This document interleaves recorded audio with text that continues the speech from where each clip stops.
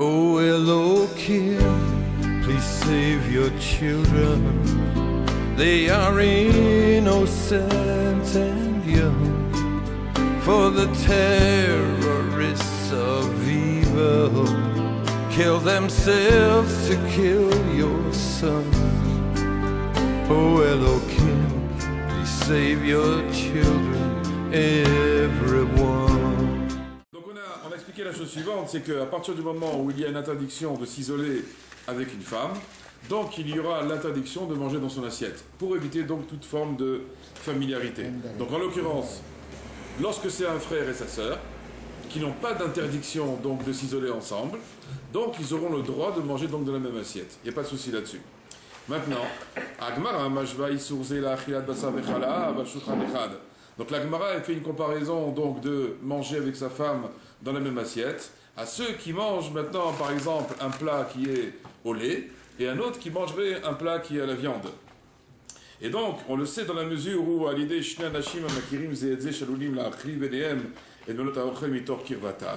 donc dans la mesure où ces deux personnes-là qui sont amis vont être amenés à échanger entre eux des plats et donc ça va entraîner une certaine familiarité.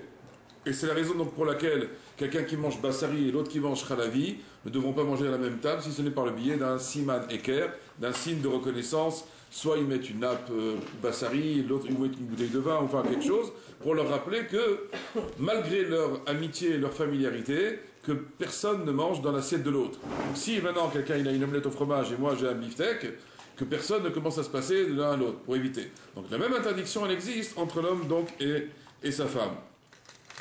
Et parce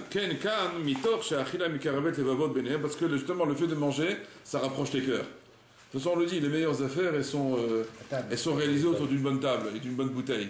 On le sait, avec les non-juifs, avec les goïms, avec même entre juifs, pour réaliser des bonnes affaires, on va au restaurant, on discute, etc. Et on voit que les choses se réalisent très souvent autour d'une table, enfin des grandes négociations. Donc pourquoi? Parce que le fait de manger ensemble, le fait de boire ensemble, ben, ça rapproche les gens. Amrou Chazal Shiyasu Benehem Shinu Ve'eker, Kede Shelo Yavo, les Kirva etc. Donc c'est la raison pour laquelle les Chachamim nous ont dit qu'on devra faire donc un signe de reconnaissance afin de ne pas arriver justement à avoir un rapprochement des esprits et un rapprochement des corps aussi. Naturellement, on va avoir maintenant plusieurs styles de signes de reconnaissance qu'on peut réaliser lorsque on est à table en même temps et comment on peut manger avec sa femme et qu'elle est nida et qu'on est seul. Si on va le voir que lorsque par exemple il y aura les enfants qui sont avec nous, il n'y a aucun souci. Parce que personne ne se permettra devant les enfants d'avoir une attitude un petit peu familière avec sa femme. Par contre, quand dans quel cas on va parler, uniquement lorsqu'on est seul avec sa femme. Ou alors que les bébés sont tout petits. Ils sont encore dans la poussette, enfin dans les berceaux, donc ils ne comprennent pas ce qui se passe. Et donc là, on va parler justement des signes de reconnaissance que l'on doit mettre à table pour éviter justement qu'il y ait qu'on ne mange l'un avec l'autre. Alors la première solution, c'est quoi? C'est de mettre un objet qui n'est pas habituel sur la table et on le met entre les assiettes. Par exemple, entre les deux assiettes qu'il y a ici, je vais mettre une bouteille de vin fermée. Et en général, par exemple, ces personnes-là ne boivent pas du vin à table. Donc là, on le sait que lorsque maintenant on mettra une bouteille de vin entre l'homme et sa femme, ils se diront voilà tous les deux, ce sera un signe de reconnaissance entre nous pour nous rappeler que tu es nida et que on ne mange pas ni dans la même assiette, ni qu'on ait une certaine kirvut adat, un rapprochement des esprits ou un rapprochement des corps. Il y a quand même certains... Non, on le sait, on se le dit une fois pour toutes. Et on met la bouteille de vin, et comme ça on est tranquille. Après, il n'y a plus de soucis. Ça, c'est obligé? C'est une des solutions. Non, mais c'est-à-dire, est-ce que c'est la même chose? Par exemple, je mange les viandes, on est deux, on mange les viandes, j'oublie de mettre le siman. Est-ce que c'est aussi grave les deux, dans le cas où Ben, c'est pareil, dans Bassar Bechalav aussi, quand quelqu'un il mange du lait, l'autre il mange de la viande, il doit y avoir un signe de reconnaissance entre nous, parce que notre amitié peut faire en sorte qu'on va manger dans l'assiette de l'un et de l'autre. Oui, mais donc il y a une obligation de le faire. Absolument, oui, c'est une halakha. C'est une halakha dans Bassar Bechalav, absolument. Donc c'est la même halakha entre l'homme et sa femme, quand ils sont nida, c'est exactement la même chose. Il y a des cas où on peut quand même finir son repas. C'est-à-dire je me souviens pas de tout, mais je sais que si elle a terminé de manger, on peut prendre son repas. Voilà, on va y arriver. Pour l'instant, là, on est à table. Et on essaie de faire maintenant de positionner c'est quoi ce signe de reconnaissance. C'est ça ce qu'on essaie de déterminer pour l'instant dans la halakha. Donc première chose, mettre un objet qui n'est pas habituel. Par exemple une bouteille qui va faire par exemple une forme de séparation entre elle et moi.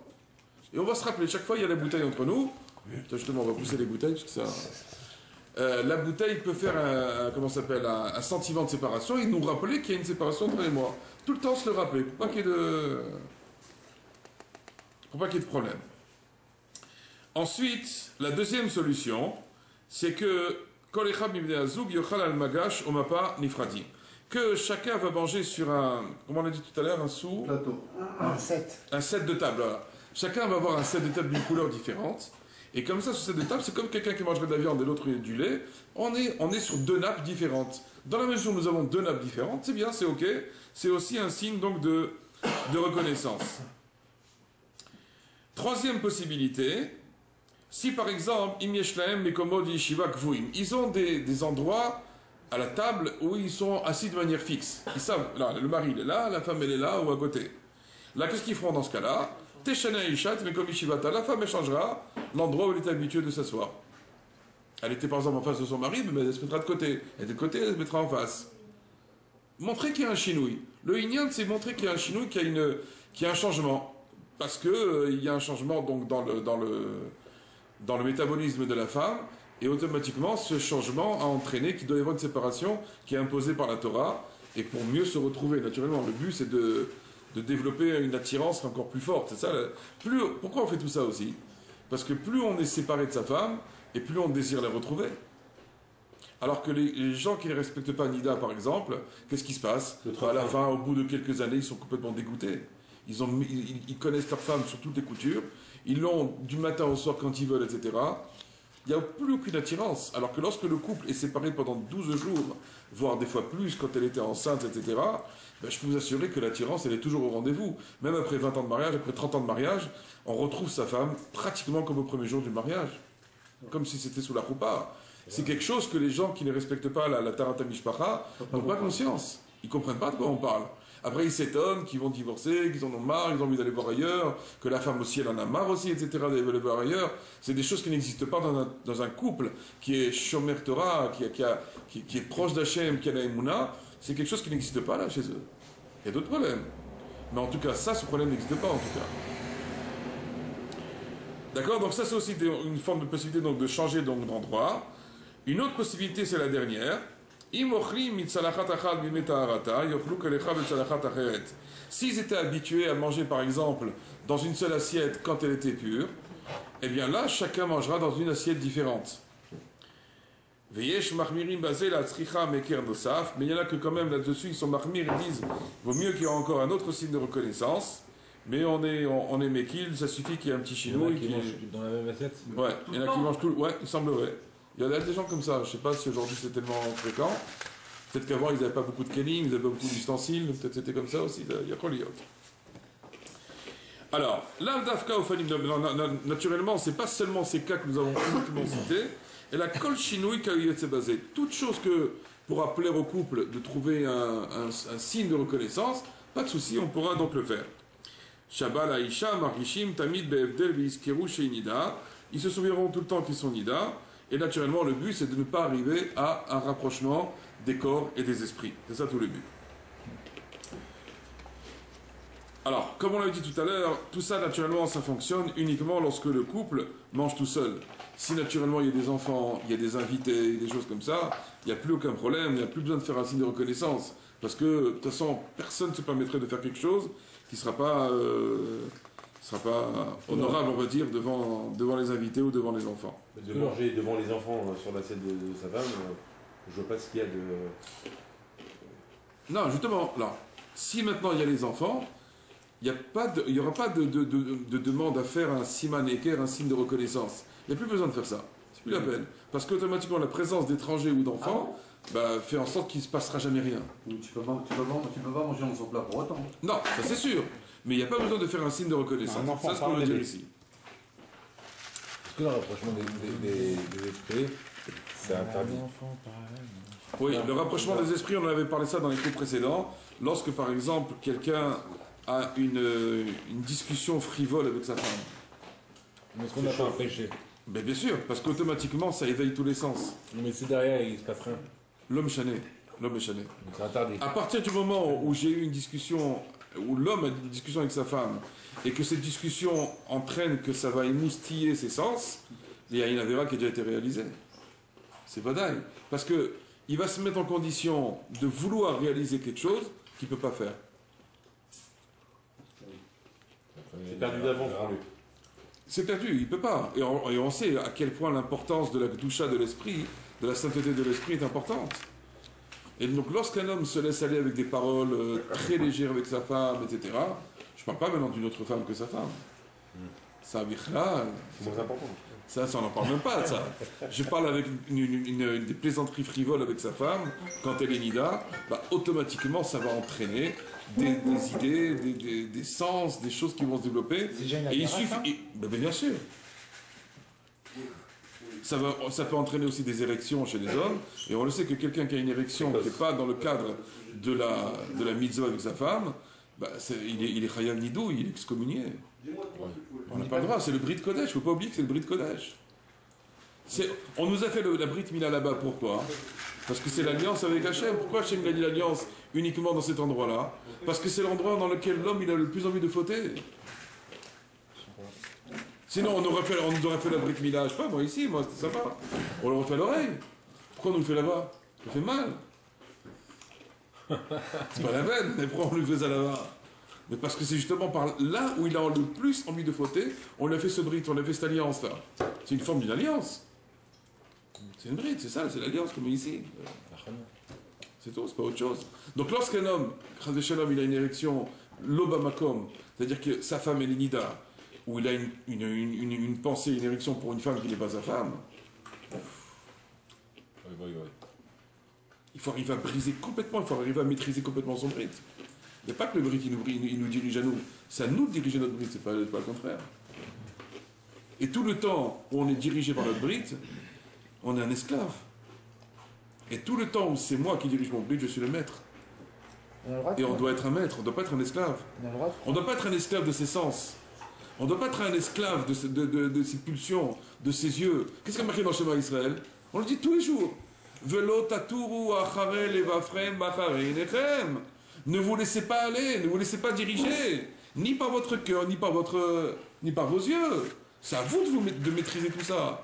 Tous les jours dans le schéma Israël, on le dit, on n'est pas en train d'inventer maintenant. Ah maintenant, je sais que c'est dur à entendre, ça va être une autre histoire. Mais ça n'empêche pas malgré tout qu'on doit absolument dominer cette histoire-là. On est là pour ça. Alors tout le temps, on se fait diriger par son bride, ça veut dire quoi ça? Ça veut dire quoi? On est comme un animal, on ne peut pas se dominer. Et pourtant, Dieu nous dit tous les jours dans le schéma Israël, Velo taturu achare levafrem bachare nechem. Ne vous laissez pas guider par vos yeux prostitués, que vous allez vous prostituer après eux. Prostituer après eux. On décompte le mot que la Torah emploie, que Dieu l'emploie. Il faut remettre les choses à leur place. Hein. C'est la raison pour laquelle, lorsque la femme elle est nida maintenant, j'ai pas à commencer maintenant à avoir une attitude familière avec elle dans les paroles. Rien que dans les paroles, on ne parle même pas maintenant. Donc naturellement, si en plus maintenant on est à table et on commence à manger ensemble, etc., bah, ça rapproche les esprits. Vous ne voulez pas manger avec elle? Non, on a dit, on mange à table en faisant un signe de reconnaissance. Ou alors, s'il y a les gosses à table, il n'y a aucun problème. Non, on n'a pas dit de ne pas manger avec elle. J'ai pas dit ça. Mais moi je peux le dire, moi. De ne pas manger avec toi? Ouais. Non, assourd. Elle doit manger avec toi et tu dois respecter ce qu'on a dit. Ça veut dire que tu mets une bouteille de vin, tu mets une bouteille de plastique vide, je sais pas, un truc qui n'a pas l'habitude d'avoir lieu en général entre vous. Il est là, ça vous rappelle que Kalinida et Nikuda, c'est tout, ça s'arrête là. C'est pour ça que si on a deux femmes, C'est très c'est compliqué. plus simple. Pour qui c'est plus simple? Pour qui ce serait plus simple? Hein? Pour nous, Pour le mari? Ouais, mais tu seras toujours esclave du bruit. elle est mida. C'est son idée. Il arrivera un moment où tu crois. Je crois que ça doit être comme ça. Oui, mais en tout cas, aujourd'hui, c'est inacceptable aujourd'hui. Parce que les gens ne sont pas du tout au niveau de. Personne n'arrive à gérer une femme déjà.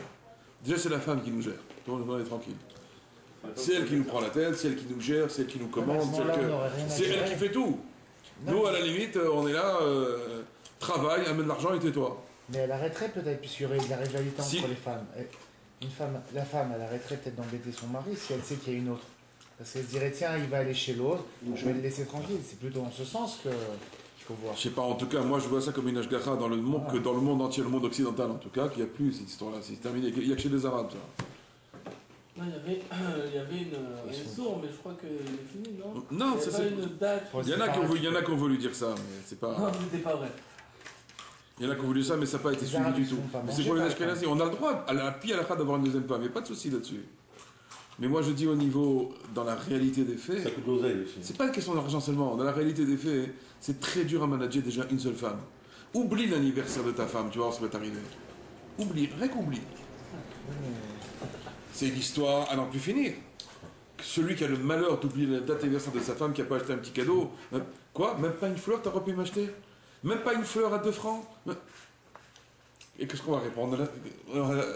On peut plus rien dire, c'est fini, on est coincé. Comment tu vas la gérer cette histoire-là? Et après, va te le rappeler pendant je sais pas combien de temps, etc. Ah non, c'est le bon accord. Je pense que la rivalité, elle calmerait les choses. Non? Raph, si c'est un bol de dessert ou de... Il y a encore pour manger. Il a raison, il a raison.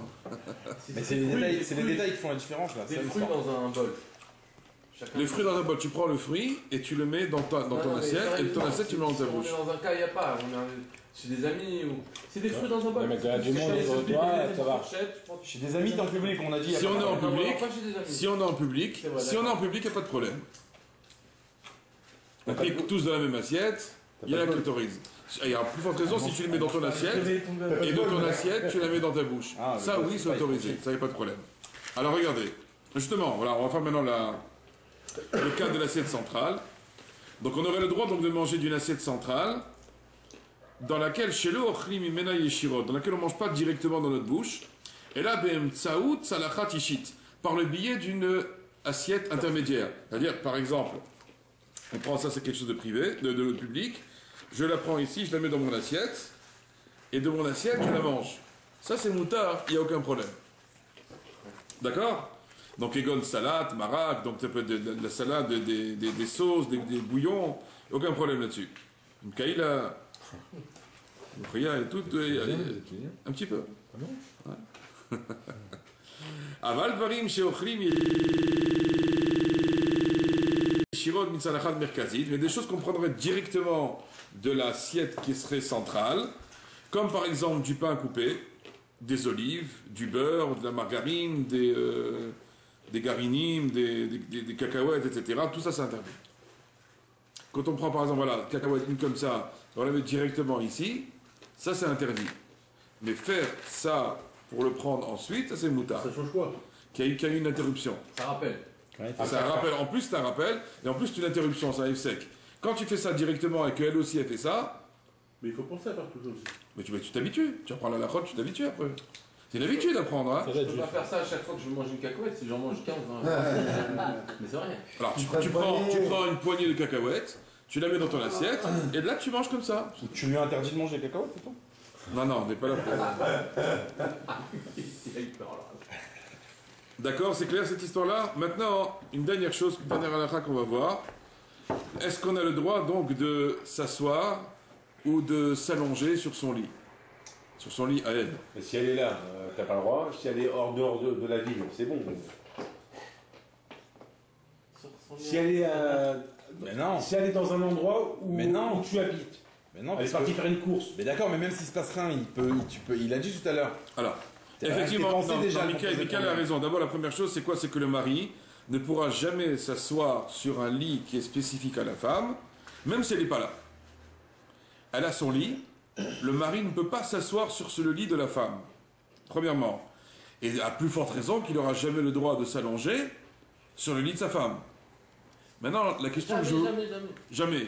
Je répète la halakha. Je répète la halakha. Quand elle est nida, je parle. Hein. Je répète la halakha. Qu'un homme ne pourra jamais s'asseoir sur le lit de sa femme, et à plus forte raison, jamais il ne pourra s'allonger sur le lit de sa femme. Je vous pose une question. Pourquoi je ne peux pas m'asseoir ou m'allonger sur le lit de ma femme? Bah, les pensées, Raph, tout ce qui s'est passé sur ce lit. L'essentiel, voilà, c'est ça la réponse. L'essentiel de la chose, c'est quoi? C'est les hirourim. Qu'est-ce qu'on a parlé tout à l'heure? On a dit que l'essentiel du juif, c'est quoi? c'est sa Kedusha, la sainteté. La sainteté, où est-ce qu'elle se trouve? Dans le moir. Elle se trouve ici, uniquement ici. C'est mon mohar, c'est mon cerveau dans lequel il y a mon intelligence. Mon intelligence, c'est ma neshama. Et ma neshama, c'est ma Kedusha, puisque la neshama, c'est Chelek Elokim Mima'al, c'est une partie du Dieu vivant. Donc ça veut dire, plus je sanctifie ma neshama, et plus je me rapproche d'Hachem. Et comment je me sanctifie? Lorsque je n'ai pas d'idées tordues qui traversent mon esprit. Lorsque j'ai des saletés qui passent dans ma tête, j'ai sali ma neshama. Et donc j'ai sali ma relation avec Akadosh Baruch Hu. Tout le but, c'est d'arriver justement à ce qu'on soit collé comme ça avec Dieu. Mais tout le temps où j'ai des saletés dans ma tête, au lieu d'être collé comme ça avec Dieu, il y a une séparation. Il y a un voile, un deuxième voile, un troisième. Et on se sépare de Dieu sans s'en rendre compte. Et à la fin, on se retrouve, on n'a même plus envie de faire la prière, ou on l'a fait parce que par habitude comme un robot, etc. Mais on n'est même plus attaché. Comme par exemple un homme qui serait marié avec sa femme, et que sa femme sans arrêt elle refuse, elle veut pas, elle est fatiguée, elle a mal à la tête, elle est rentrée tard, et puis demain elle doit aller au travail, et puis elle en peut plus, etc. Alors qu'il n'y a pas de relation, il n'y a pas de relation, il n'y a pas de relation, il n'y a pas de relation. À la fin, la femme elle se retrouve, mais je m'en fous de ce type, là, viens en divorce, ça suffit. Elle ne comprend pas que le fait d'avoir des relations, c'est ça justement qui entraîne la solidification du couple. C'est pareil dans les relations avec Akadosh Baruch Hu. Dans les relations avec Hachem, plus je me rapproche d'Hachem, et plus je fais attention pour me sanctifier, etc., plus je suis proche de lui. Et plus je laisse des voiles passer, encore un voile, encore une séparation, encore une séparation. Pourquoi? Parce que j'ai pensé à des choses tordues, parce que je me suis fait aller, j'ai commencé à avoir des paroles qui sont lascives, à parler que des choses comme ça, etc. Donc je me sépare d'Hachem. Comme une femme qui se sépare de son mari, parce qu'elle arrête d'avoir des relations avec lui. Comme un homme qui se sépare de Dieu, parce qu'il arrête d'être avec lui, parce qu'il laisse passer des choses entre lui et Dieu. C'est exactement le même principe. Ouais, mais par exemple, c'est Hachem qui nous met ces épreuves. C'est l'épreuve aussi pour mieux nous rapprocher de lui. La ménia, il dit Rabbi Nachman, l'obstacle, c'est ça qui crée le cheshek. C'est ça qui crée le désir. Quand on t'empêche de quelque chose, normalement, si tu es intelligent, et tu es intelligent, pas toi, enfin tout le monde, me chaîne. Quand quelqu'un est intelligent, il comprend que l'obstacle, il est fait pour renforcer son désir.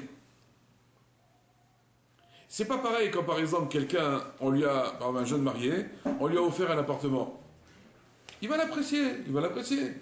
Mais imaginez maintenant ce jeune marié là, il a attendu 5 ans avant d'avoir un appartement. Et il a galéré, il s'est fait passer d'un appartement au deuxième, et chaque année il recommence le rosé, le contrat, etc. et tout. Est-ce que vous pouvez comparer que quand il a eu son appartement maintenant au bout de 5 ans, ce jeune marié, avec l'autre jeune marié qui a eu son appartement immédiatement après le mariage, est-ce que vous allez comparer la même chose? C'est pas comparable. Quand quelqu'un il a souffert pour avoir quelque chose, il l'apprécie au centuple. Mais quand quelqu'un il a eu Matana Trinam, un cadeau gratuit qui est venu du ciel, je dis bon, c'était normal, c'était bien, c'était super, pas de problème. Ouais. C'est le même principe. C'est le même principe. Ouais. Vous comprenez? Donc cette histoire, donc pourquoi on n'a pas le droit de s'asseoir et on va voir dans la lacha tout de suite. L'interdiction de s'asseoir sur le lit de sa femme, elle est essentiellement pour l'homme. La femme, elle a le droit de s'asseoir sur le lit de son mari. Elle n'a pas de pensée tordue, la femme. Alors justement, on va y arriver. Garde ça, une seconde. La femme, elle a le droit de s'asseoir sur le lit de son mari. Elle a le droit de s'allonger sur le lit de son mari. Mais, à une condition restrictive, elle n'a pas le droit de s'allonger sur le lit de son mari en sa présence. Ah oui. Quel est le problème? Le mari, il est chaud, c'est son lit. Pourquoi le mari, il a toutes les interdictions, et la femme, elle en a pratiquement aucune, si ce n'est qu'elle ne peut pas s'allonger sur le lit de son mari en sa présence à lui. Mais quand, par exemple, maintenant, le mari n'est pas là, elle n'a aucun problème de s'allonger sur son lit à lui. Alors que maintenant, lorsque le mari, lui, il est seul à la maison, et que la femme, elle est dehors, elle fait des courses, etc., en aucune manière, jamais il pourrait s'allonger sur le lit de sa femme. Pourquoi? Quelle est la différence entre le mari et la femme? Parce que l'homme il se chauffe en 2 minutes et la femme elle met 3 quarts. Parce que l'homme il est sale. L'homme il est très sale. Coupez s'il vous plaît. L'homme est très sale, on se rend même pas compte. Comment les chachamim sont rentrés, sauf d'Atam chez la Gvarim, jusqu'au fin fond de l'esprit des hommes. Et c'est comme ça. C'est comme ça. On s'allonge sur le lit d'une femme, même de sa femme, et qu'il y a une nida, et qu'il y a eu une séparation, et que machin, etc. Et tout de suite, ça va commencer à gamberger. Tout de suite. Et que personne ne dise, non, moi, ça m'arrivera jamais. On est tous Parce que c'est des menteurs, ceux qui disent ça. On est tous dans nos dix Ou alors, l'homme en question est tellement sale, il est tellement vautré dans l'état à vôtre qu'effectivement, ça va même pas le toucher. Mais ça vient dénoter aussi la saleté qu'il y a en lui. Or là, on parle de gens qui font un effort pour devenir propres. Pur. Comprenez? Alors, qu'est-ce qu'on s'aperçoit aussi? Que la femme n'a pas les mêmes histoires que nous. Enfin, comme il a dit Michael, normalement, elle n'a pas ces histoires-là. Maintenant, il se pose un problème aujourd'hui. Il faut le chauffer. C'est que la femme a transformé sa nature. Ou est-ce que c'est elle qui a transformé sa nature? Arrêtez les téléphones, s'il vous plaît. Est-ce que c'est la femme qui a transformé sa nature? Ou c'est les hommes qui ont transformé la nature de la femme? Là encore, la question est poser. Moi, je pencherai plus sur l'histoire que ce sont les hommes qui ont transformé la nature de la femme. C'est encore de la faute de l'homme. Je vais vous dire l'exemple, je vais vous dire d'où c'est venu à mon avis. Il y avait un chanteur dans les années 50, 60, qui s'appelait Elvis Presley. Vous avez entendu parler? Ok. Elvis Presley, quand il a commencé, c'était dans les années 50 à la télévision américaine, il était passé à la télévision américaine. Et qu'est-ce qui s'est passé? Il a été frappé de censure immédiatement. Par les goïms, hein, pas par les juifs, ils avaient rien à voir là-dedans. Pourquoi? Parce qu'ils avaient jugé sa manière de danser, qui était très, entre guillemets, érotique, très sexy. Et les gens ont été extrêmement choqués. Donc qu'est-ce qu'ils ont fait? Lorsqu'ils montraient Elvis Presley qui dansait à la télévision, ils avaient le droit de le filmer qu'à jusqu'à la ceinture. Jamais ils le montraient en dessous de la ceinture. Mais jusqu'à la fin, qu'est-ce qui s'est passé?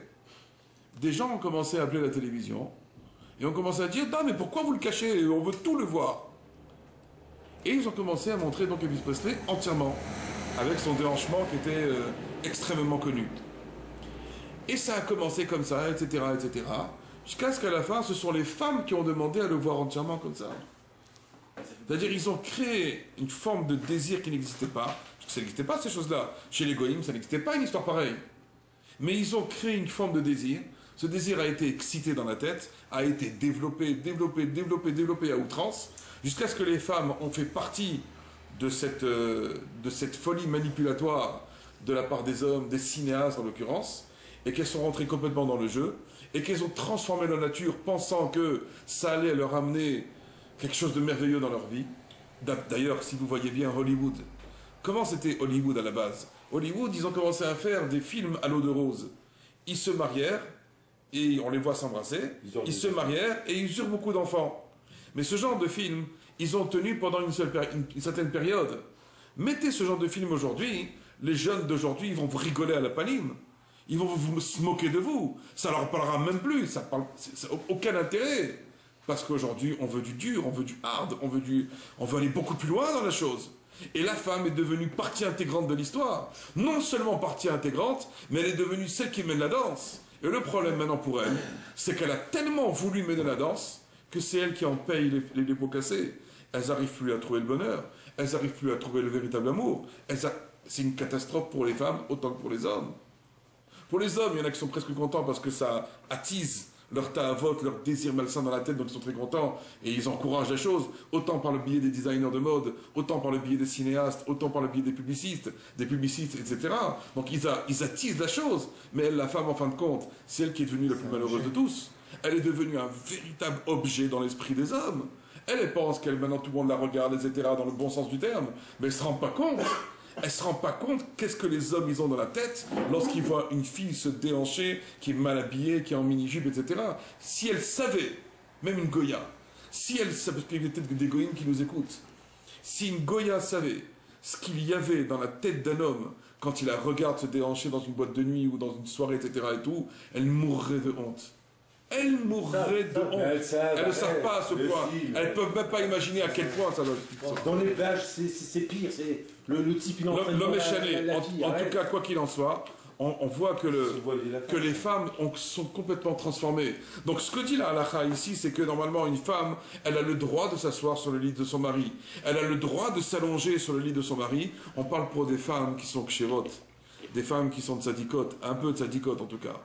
C'est sûr que si maintenant une femme, elle sait que quand elle va s'allonger sur le lit de son mari, elle va avoir des trucs tordus dans sa tête, ça veut dire que cette femme-là, elle a déjà des problèmes.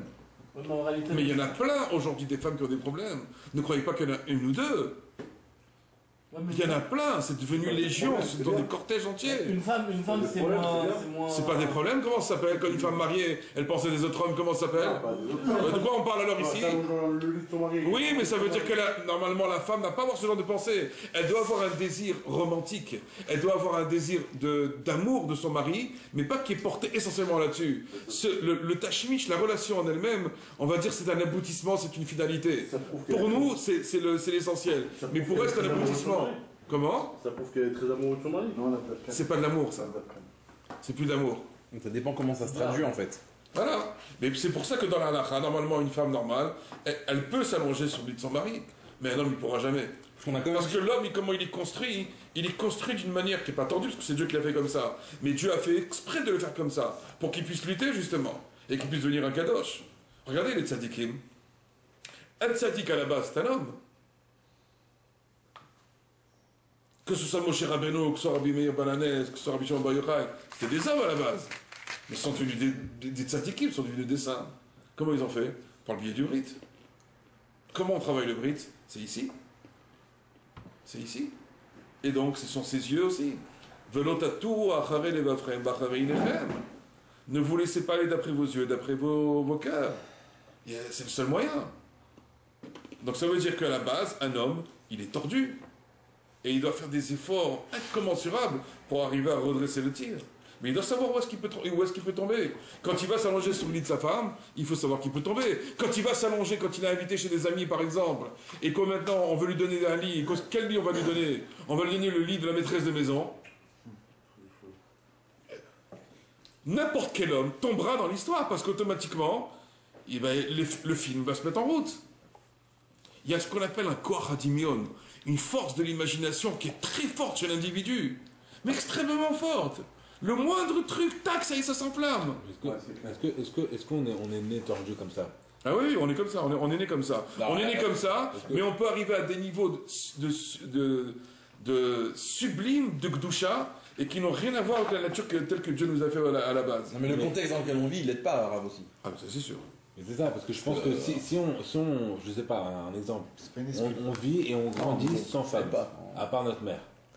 Je sais pas si on pourrait avoir des idées comme ça. Si on n'a jamais rien vu, ouais. Normalement on n'a pratiquement pas de chance on peut même pas s'imaginer de tomber. non, quoi. Non. La preuve, vous prenez des bachorim qui sont à la yeshiva, qui ont grandi dans la Kedusha, etc. et tout, ils ne savent pas de quoi on parle. Ils ne savent pas de quoi on parle. Même ils étudient ça dans la Gemara. On a vu aujourd'hui ça. Alors pourquoi même dans la rue, même que ce soit partout. Oui, non, mais c'est sûr qu'ils voient des filles mal habillées, mais ils ne s'imaginent pas tout ce qu'il y a derrière. Ils ne peuvent pas s'imaginer. À part s'ils ont commencé à se renseigner par le biais des smartphones, des téléphones, etc. Là, c'est notre histoire. Mais si, disons, ils ont réussi à rester cachés dans la yeshiva, que les smartphones ne sont pas rentrés, qu'il n'y a pas eu d'embrouille, ils n'ont pas vu de choses malsaines, normalement, ils arrivent au mariage, ils sont entièrement purs. Hein. Je me souviens, j'étais complètement loin de tout ça, et c'était un mec en collège, mais il commençait à me rentrer la tête dedans. Ben, en général, c'est parce qu'il y a un copain malfamé qui est venu nous raconter, qui nous a expliqué, qui nous a montré. Ou alors un qui vient, un copain de votre fils, il vient avec un smartphone, il lui montre un film, etc. Ça, c'est fini. La télévision, c'est terminé, il est perdu. Il est perdu. Toutes ces télés, tous ces trucs qu'on voyait. Il est perdu le gosse. Un gosse qu'il n'a jamais vu, et vous lui montrez ça, du jour au lendemain, il est perdu, il est mort. Mais Rav, alors pourquoi un homme, un de Yeshiva ou un tzadik, qui n'a pas d'esprit mal placé, un vrai, je vous parle. Pourquoi il n'a pas l'esprit mal placé? Parce qu'il s'est travaillé là-dessus. D'accord, mais ça demande un travail intense, un travail de tous les jours pour y arriver. Pourquoi il ne pourrait pas s'asseoir sur le lit de sa femme? Parce qu'il n'a pas l'esprit mal placé. Mais parce que c'est la nature humaine, l'homme est fait comme ça. L'homme est fait comme ça. Dieu il a construit l'homme pareil, de cette manière-là. Il est comme ça, il a construit. Attiré que par ça, le moindre truc c'est évocateur, tout de suite. Attiré par les femmes. Le moindre truc c'est évocateur. Donc ça veut dire que maintenant il va s'asseoir sur le lit de sa femme, ou il sort sur le lit de sa femme, ben il peut tomber dans les pensées. On va me dire, c'est une pensée. Ben oui, c'est une pensée. Mais la pensée, c'est la neshama. Donc ça veut dire que j'ai sali ma neshama. Et j'ai sali ma relation avec Dieu. Et donc je me suis séparé de Dieu. Comme une femme qui se sépare de son mari. Vous voyez, vous comprenez comment que ça marche? Cette relation qui est entre l'homme et Dieu, c'est la même relation qui est entre la femme et l'homme. Parce que l'homme, qu'est-ce qu'il représente? Il représente le clan d'Israël aussi. Et le clan d'Israël, c'est qui? C'est la Shrina, c'est la présence divine. Sur qui la présence divine est venue se poser? Sur le peuple d'Israël. Donc cette union maintenant qu'il y a entre l'homme et le peuple d'Israël, c'est entre Dieu, entre Dieu et le peuple d'Israël, c'est comme entre l'homme et sa femme. Et donc quand il y a trop de séparation, bah à la fin il y a un clash. Ça peut casser. Laisser un couple sans avoir de relation, bah à la fin la femme elle va dire bon on n'a plus rien à voir ensemble, bien on divorce, pas la peine. Ouais, mais il n'y a pas que ça dans la vie. Il n'y a pas que ça, mais quand la femme elle veut pas, elle est tout le temps fatiguée. Il y a des femmes, elles sont tout le temps fatiguées, elles ont tout le temps mal à la tête. Tout le temps. À Camol. Tout le temps tu as mal à la tête. Je veux le retourner. Hein? Tout le temps? Alors il faut distribuer des Doliprane, des Acamol. J'en lance si vous voulez. Mais ça veut dire qu'il y a un problème à la base. C'est-à-dire qu'est-ce qui se passe? Alors c'est vrai que c'est lié de ses rares de la femme. Elle est fatiguée, il y a les gosses, il faut faire le ménage, il y a les machins à faire, etc., les lessives, etc. Et sa vie peut passer comme ça si elle se forçait pas un petit peu. Mais après, elle se rendrait compte qu'elle n'a plus rien à voir avec son mari par la suite. Comprenez ce qu'on est en train de dire? Ah, donc elle doit se forcer des fois. Là. Elle doit se forcer de la même manière que nous aussi, on doit se forcer à pas agir comme une mécanique, mais agir avec des sens. Et on va en parler dans les deux parties. On peut jouer sur cette information que vous nous donnez là, dans un cas où la femme... C'est-à-dire? On peut lui glisser cette info? Que quoi? Il faut que tu te forces un peu. Non mais attends, je vous parle dans un vrai cas. C'est pas pour rigoler. On se retrouve dans le cas. On a envie, la femme elle est fatiguée, ça fait 3 fois qu'elle est fatiguée. On peut lui glisser ça? Mais non, alors tu sais ce que tu peux faire? Il y a une très... Il faut qu'elle se force. Alors je vais te dire, il y a une merveilleuse solution. Il y a une merveilleuse solution. Elle vient demain. Écoute, non. D'abord demain il y a le cours pour les femmes, ça c'est sûr. Mais il existe une merveilleuse solution. Imaginons que la femme, pendant je sais pas combien de temps, elle voulait pas, elle était fatiguée, elle a la tête, bon, d'accord, on connaît, ok, pas de souci. Qu'à la fin elle a dit bon, allez viens. Il n'y a pas de problème, on va y aller.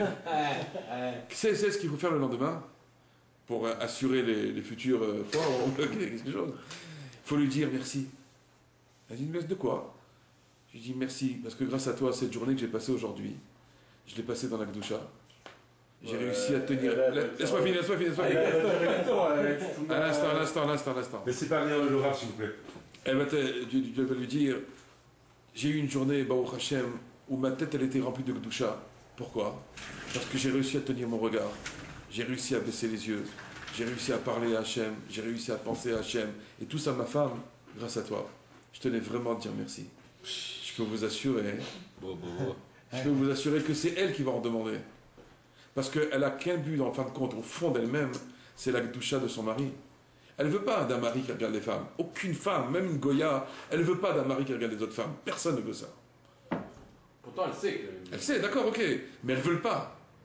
Donc quand maintenant un mari dit grâce à toi, parce qu'on a été proches ensemble, on a eu une intimité ensemble, on a été ensemble, Baruch Hashem, nos âmes, nos corps se sont réunis, etc. Bisrouter, par ton mérite, j'ai été un kadosh aujourd'hui. Je peux vous assurer qu'elle va courir après venir à vous. C'est ça ce qu'elle veut entendre. Je suis en pleine forme ce soir. Vous allez voir, mais c'est comme ça que ça marche. Il faut savoir dire merci. C'est pas évident, parce que pour une femme, des fois c'est pas évident. C'est pas qu'elle veut pas, c'est pas qu'elle est méchante. C'est que simplement, il y a les vicissitudes de la vie, il y a les tracassements des enfants, les écoles, les machins, etc.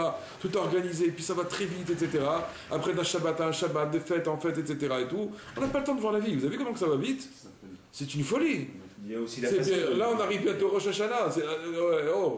C'était quoi? C'était Rosh Hashanah, c'était il y a quelques mois. Ah, mais excusez-moi, lui dire merci, ça veut dire merci pour le plaisir que tu m'as donné. Merci que tu es venu vers moi. Merci qu'on a été ensemble. Merci qu'on a pu se retrouver. Merci que tu es ma femme. Merci que tu es une femme tellement gentille, tellement machin, etc. Que la maison elle est tellement bien tenue, que tu t'occupes tellement bien des enfants. Merci, il faut lui dire merci. Oui, mais ça veut quand même dire qu'en gros, elle va se dire, bon, bah, c'est moi qui l'ai fait kiffer, quoi. Azov, grâce à ça, tu deviens un kadosh. Parce que quand elle n'est pas là, tu es bien embêté, hein. Enfin, malgré tout, Raph, que le forcing. Pourquoi? Qu'est-ce qu'il disait Rabat? Rabat, il disait Dayenu, shemagdilot et banenu, ou matsilenu, otanu minachet. Ça suffit déjà qu'elle fasse grandir nos enfants et qu'elle nous sauve de la faute. C'est déjà énorme. Elle s'occupe des gosses et nous sauve de la faute. Si on était sans femme, dans quel état on serait? On serait comme des animaux. On serait comme les curés. On aurait quoi dans la tête? On aurait que ça dans la tête du matin au soir. Non. Donc il faut lui dire merci. Dis-lui merci, qu'est-ce que ça te coûte? Dis merci, curé. Dis merci. Merci ma femme. De la même manière qu'il faut dire merci à Dieu. Et qu'il faut dire merci à un ami quand tu t'as rendu une tova. Tu dis merci à ta femme, c'est tout. Mais c'est un peu rabaissant. Non, c'est pas rabaissant. Non, tu dis merci. Parce que de la manière dont je l'ai dit moi, c'est pas rabaissant. Ouais. C'est pas pareil. Si tu lui dis merci parce que j'ai kiffé, c'était super et tout, non mais ça va pas ou quoi? Faut pas lui dire ça. Il faut lui dire merci parce que grâce à toi. Non, c'est pas ça, c'est pas là, elle veut pas de ça. Parce que là, elle va se sentir comme un objet dans ta main. Mais quand tu lui dis grâce à toi, j'ai été kadosh aujourd'hui. Ah, je connaissais pas celle-là. On n'a pas entendu celle-là. J'ai été tzaddik aujourd'hui grâce à toi. Ah bon? Et ouais, mais le lendemain, on va sortir un livre de Torah. Ouais, c'est pas grave. C'est pas grave, c'est pas grave. Bon, mais quand même, malgré tout. Mais ça veut dire que cette notion de merci, elle est très importante. Il faut développer cette notion de Oda. Le forcing, il faut quand même vachement faire attention. Parce que quand elle est vraiment fatiguée et tout, si on ose faire la moindre remarque ou quelque chose, ça explose. Le pire, c'est. Il faut arriver à identifier la vraie fatigue de la grosse. C'est pas toi qui prépare à manger, c'est pas toi qui. La pire des choses, je crois que c'est que nous on croit qu'elle veut, mais qu'en fait elle veut pas. Ah, ouais. Il y a les femmes simulatrices. Ça, c'est affreux, ça. C'est horrible. Non, parce que nous, on est quand même notre fierté d'homme, on se dit, on va pas aller vers elle, on attend qu'elle nous fasse des signes. Des fois, elle nous fait des trucs, on croit que c'est trucs. Donc nous, on est à fond, chaud à fond. Et puis, enfin, elle voulait juste un câlin. Non, même pas. Il n'y a même pas pensé, là. Ouais, l'homme, il est tordu. C'est les pires. Donc, Bekitsour, tout ça pour dire quoi? Que tout se passe dans la tête de l'homme.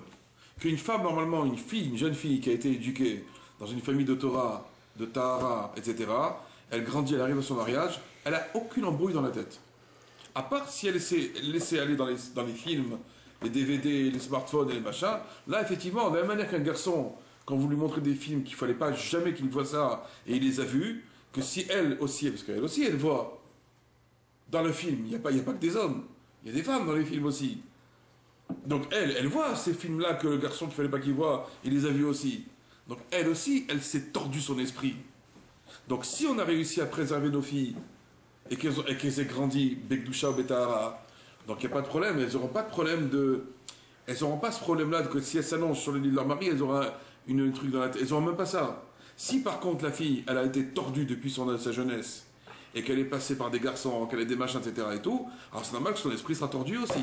Alors elle va me dire c'est quoi la solution? Attends. C'est quoi la solution? Ok, maintenant elle a vu. Alors qu'est-ce qu'elle fait maintenant cette fille-là? Surtout nous, notre génération. Nous on a compris. Mais une fille, qu'est-ce qu'elle fait pour devenir normale? Tahara. Vous savez qu'est-ce qu'elle doit faire une fille pour devenir normale? Elle doit prier pour oublier. Nous aussi, on peut faire. Nous aussi, avant. Mais nous, sans arrêt, ça nous. Vous avez dit qu'on oublie. Alors, une fille, elle doit prier pour oublier ou ce qu'elle a vu, ou ce qu'elle a fait. Mais elle oubliera avec le temps. Ouais, mais en attendant, après elle va se marier, et après les souvenirs peuvent revenir, les comparaisons peuvent ressurgir, etc. Oui, je sais. Je sais. Mais aujourd'hui, malheureusement, il y a une réalité, on ne peut pas se la voiler. Si on ne fait pas attention à nos filles, ça peut partir dans tous les sens. Et donc cette jeune fille-là, que maintenant elle va prendre conscience de la chose, sa seule solution à elle, c'est qu'elle prie pour oublier. Qu'elle prie pour oublier les films, les DVD, les machins, etc. Et qu'elle arrête de faire tout ça. Et un garçon, alors on n'en parle même pas le garçon, ça veut dire là. Mais comme le garçon, il est construit sur cette base-là, d'être tordu à la base, donc lui il a un travail qui redouble, qui est 1000 fois plus important que celui de la fille. Nous c'est sans arrêt, matin au soir, tu abrites. Sans arrêt. Une femme, non. Une femme, ça peut se résoudre très facilement. Hein. Par l'oubli. Par l'oubli ou par la bonne éducation. Quand une fille a été bien éduquée et qu'elle n'a pas eu d'embrouille, sur les copines, qu'est-ce qu'elles lui ont montré, qu'est-ce qu'on lui a raconté, etc. Par exemple, puisqu'on parle de ça maintenant, il est important que, que lorsque la jeune fille va avoir ses règles, à 13 ans ou 12 ans, etc., que personne ne la mette au courant, à part sa mère. Parce qu'il y en a qui font une fête. C'est même pas ça, c'est que c'est terrible pour une jeune fille d'être mise au courant par les copines. Au courant de quoi? Qu'elle va avoir du sang qui va couler. Ah, Il faut pas que ce soit les copines qui lui montrent tout ça. D'abord, elle peut avoir un choc. Il faut que ce soit la mère qui lui explique tout ça. À quel âge? Vers 11 ans et demi, dès qu'elle sent, selon la précocité de la fille, qu'elle voit qu'elle est déjà un petit peu formée, il y a des petites formes, etc. et tout, la mère doit s'occuper tout de suite de cette histoire-là et ne pas laisser les copines de l'école lui raconter ça. En aucune manière. Parce que quand c'est la mère qui lui annonce ça, qui lui apprend ça, c'est Bigdoucha. Quand c'est les copines qui lui apprennent, c'est dans la Touma et dans la pureté. Comprenez la différence? 11 ans. 11 ans, 12 ans, ça dépend des jeunes filles, ça dépend des... Pourquoi dans la Touma? Pourquoi Parce que automatiquement, lorsque les copines vont lui raconter ça, et tu sais, après il y a les garçons qui vont venir, des trucs... Pourquoi lui raconter de cette manière-là? Ça doit être kadosh, quoi. Ça doit être kadosh. Ça doit être kadosh. Bon, ben, nos filles sont dans des écoles toraniques. Ouais, mais quand même, ils savent très bien de quoi ils parlent. Il suffit d'une copine tordue. Une seule. Qu'est-ce que tu vas faire? D'où tu vas savoir? D'où tu vas savoir? Après, tu auras ta fille qui va te tourner comme ça, du coup, les jupes qui se remontent, le style, le machin, t'as tout perdu. Ah non, faut pas dire ça. T'as tout perdu après. Ça marche pareil pour un garçon, le père il doit parler à son fils pour de... Le père, il doit donner le tikkun klali à son fils. De tout ce danger, quoi. Il doit donner le tikkun klali à son fils. Et dans le tikkun klali, il y a tout marqué là-bas, donc il n'y aura pas d'embrouille. Il va très vite comprendre, le gosse. Il comprendra que c'est pour la Gdoucha, et au moins on a la solution. Vous vous rendez compte qu'avant, quand il n'y avait pas le tikkun klali, on n'avait aucune solution. Ce qu'on allait dire aux gosses, ce qu'on allait leur raconter. Et la Torah. Il y a la Torah, mais tu vois bien que le problème, il est... à part si tu arrives à cadrer l'enfant, que jamais il a un contact avec le monde extérieur, etc., il n'a rien à mais c'est pas tout à fait le cas. Hein. Même dans les yeshivot, c'est pas tout le temps le cas. Mais surtout qu'il suffit d'une fuite et puis c'est fini. Oui, non, mais c'est sûr. C'est tout le truc. Il a dit tout à l'heure, ma fille elle est dans un séminaire. Mais il faut leur dire aussi que si le père ne dit pas à sa fille « je t'aime » et qu'il y a la chaleur humaine, ou sinon on va retrouver un arabe dans le bus, tu sais pas. Tous ces trucs-là, ils jouent énormément. La chaleur du père, l'amour du père, la prévenance de la mère qui va annoncer à sa fille ce qui va se passer, etc. C'est des choses qui doivent nous entrer dans la tête une fois pour toutes et on doit savoir comment se conduire avec ça. Parce que sinon, après, en fin de compte, ce sont nos enfants qui sont notre continuité. Ce sont nos enfants la chose la plus importante de notre vie. Si on a raté l'éducation de ses enfants, on a raté notre vie. Et le père, il ne doit jamais en parler avec son fils de ce truc-là? Je crois pas, hein. Il n'y a pas vraiment besoin. Il n'y a pas de douche dans ce truc-là. Non, on a dit qu'il n'y avait pas d'éducation dans ce Non, il n'y a pas ça, il n'y a pas d'éducation sexuelle. C'est pas chez les juifs, quoi. Par contre, elle existe au niveau de la mère et de la fille. Ah, ça, l'éducation? Ouais. De toute façon, chez les garçons, ça se fait facilement. Ils voient tout le temps qu'on se sépare à la choue, les hommes et les femmes. Quand on est à table, on sépare les hommes et les femmes, etc. Donc ils comprennent. Et puis de toute façon, ils ont les pulsions. Donc ils comprennent très bien qu'il faut... Donc déjà, même à l'école, c'est déjà à la yeshiva, etc. et tout. Donc ils comprennent d'eux-mêmes, ça se fait tout seul. Mais les filles, ils fait discrètement. Nos enfants, ils voient quand même qu'ils sont séparés, ils sont ensemble. Oui, mais ça aussi, il faut faire attention. On va parler des livres, des histoires. Même attention. Combien tu peux faire attention? Combien tu peux faire attention? On a dit que la chambre des parents doit être fermée pour les enfants. Continue sur ce thème encore. Combien tu peux faire attention, hein? Combien tu peux... Je sais, mais au moins que la maison, elle reste au moins le lieu de résidence de la shrina. Même si dehors c'est sale, c'est dégoûtant, et on le sait, ça devient de plus en plus... Il n'y a plus de limites, no limites, comme on va dire. Mais au moins à la maison, qu'elle soit comme un Beth Amikdash Mehat, un petit temple, qui est le maximum de Gdoucha ici dans la maison. C'est sûr qu'on ne pourra jamais rivaliser par rapport à la rue. Mais tout ce qu'on peut faire de bien, de tov dans notre vie, dans notre maison, il faut le faire. Il faut le faire. On s'efforce.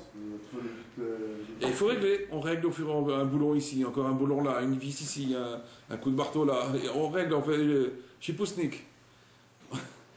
Bon, mais si mon fils me pose un jour la question, pourquoi des fois vous avez les lits ensemble et pourquoi des fois vous avez les lits séparés? C'est que vous avez fauté. Vous vous êtes trompé. Vous n'avez pas fait comme il fallait. Ça doit pas arriver une question pareille. Pourtant, ils l'ont vu, déjà. Ah ouais, mais il faut pas qu'il y ait de différence. Il faut que les lits soient toujours séparés. Plutôt que Ouais, serré. ouais. Plutôt que serré. T'as qu'à prendre 2 lits d'1 mètre ou 2 lits de 90 cm, et puis comme ça c'est toujours séparé, c'est tranquille. Bon, on a pris 2 litres 90. Ah, ça suffit. Ça suffit pas, je peux l'ensemble. Tu tombes par terre. Ça suffit pas, hein. Je peux Quoi? Tu tombes. C'est tout fait. S'habitue. Déjà, avec de. Je sais pas combien. Non, prendre 2 lits de 90 cm ou 2 lits d'1 mètre, c'est très bien, il n'y a pas de souci. Et ils sont toujours séparés. On a acheté il y a combien de temps? On a mis 90 sur 1 mètre. Ah bah alors c'est bien, c'est très bien. Mais ça suffit pas.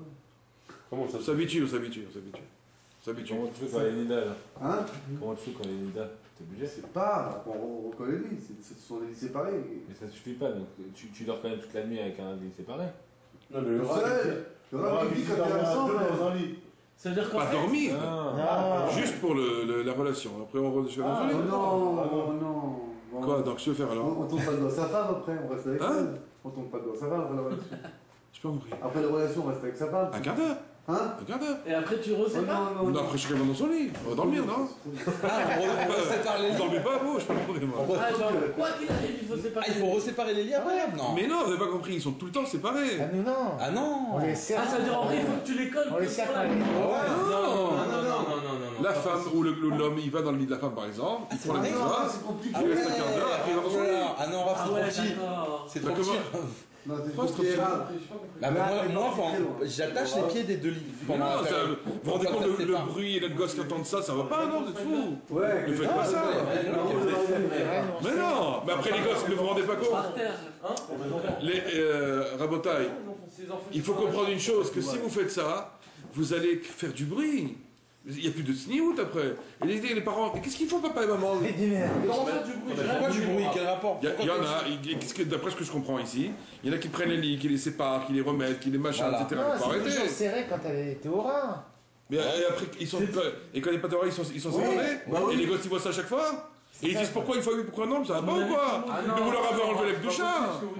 Qu'est-ce qu'il y a? Tout le monde est Donc comme ça. vous dites que tout le temps c'est séparé et quand ça Ben se fait, oui. ça se fait dans un lit. Ben oui, mais comment tu Quoi fais? qu'il arrive, faut le Mais faire. comment tu veux faire? Mais c'est pas possible, c'est pas possible. Mais pourquoi?